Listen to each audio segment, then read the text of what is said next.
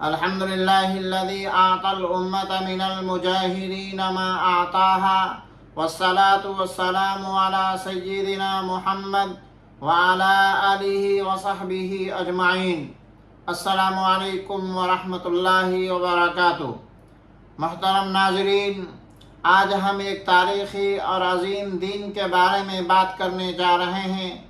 وہ دن جب سلطان صلاح الدین ایوبی رحمۃ اللہ علیہ نے مسجد اقصیٰ کو آزاد کرایا۔ یہ دن تھا 2 اکتوبر 1187 عیسوی یعنی 583 ہجری۔ یہ دن صرف ایک فتح کا دن نہیں تھا، بلکہ مسلمانوں کی عزت، غیرت اور ایمان کی فتح تھی۔ تقریباً 90 سال پہلے صلیبیوں نے بیت المقدس پر قبضہ کر لیا تھا۔ وہاں ظلم و ستم کا بازار گرم تھا، ہزاروں مسلمانوں کو شہید کیا گیا، عورتیں اور بچے اذیت میں مبتلا ہوئے اور مسجد اقصیٰ کو استغل بنا دیا گیا۔ سوچیں، وہی بیت المقدس جو قبلہ اول ہے، جہاں پر مسلمان کی آنکھیں اشکبار ہوتی ہیں، وہاں تک مظالم پہنچ گئے تھے۔ مسلمانوں کے دل تڑپتے، دعائیں بلند ہوتی اور ہر زبان سے یہی سوال نکلتا، یا اللہ، کب وہ دن آئے گا جب یہ بیت المقدس کی سرزمین پھر سے ہمارے سپرد ہوگی۔ پھر اللہ نے امت کو ایک عظیم رہنما عطا کیا۔ سلطان صلاح الدین ایوبی وہ نہ صرف بہادر اور شجاع تھے، بلکہ ایک عابد، نیک اور انسان پسند حکمراں بھی تھے۔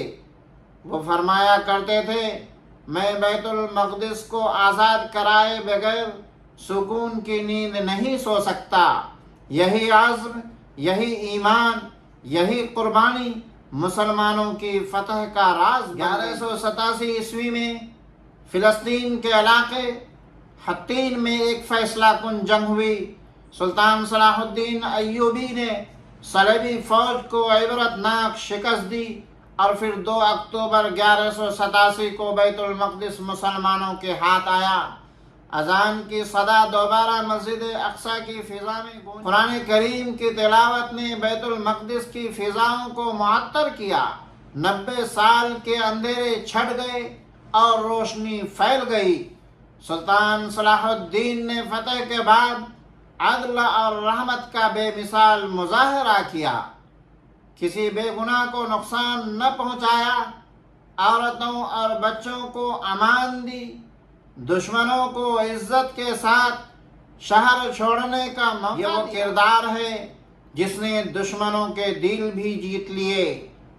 محترم ناظرین، لیکن افسوس، آج جب ہم 2 اکتوبر 1187 کو یاد کرتے ہیں تو ہمارا دل ایک اور درد سے کانپ اٹھتا ہے۔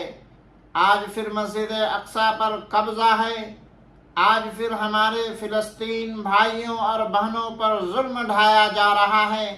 بچے خون میں نہا رہے ہیں، عورتیں قید کی جا رہی ہیں اور مسجد اقصیٰ کی دیواریں پھر سے ظلم کی گواہ بن رہی ہے۔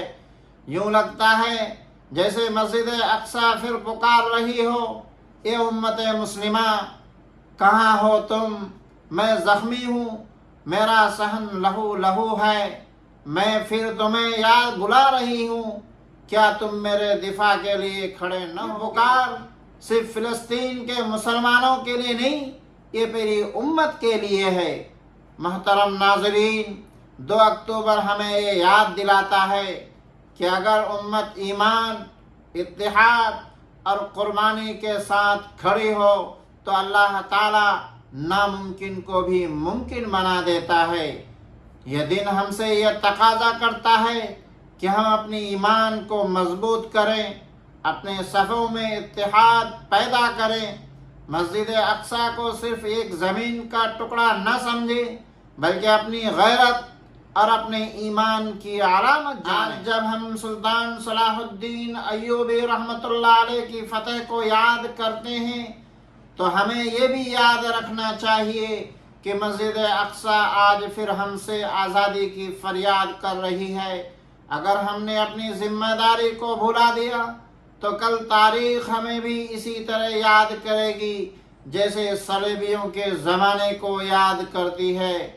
لہذا آئیے ہم سب عزم کریں کہ ہم ایمان، قربانی اور اتحاد کے ساتھ مسجد اقصیٰ کی دفاع کے لیے آواز بلند کریں گے، دعا کریں گے اور اپنی بساط کے مطابق قربانی دیں۔ آمین یا رب العالمین۔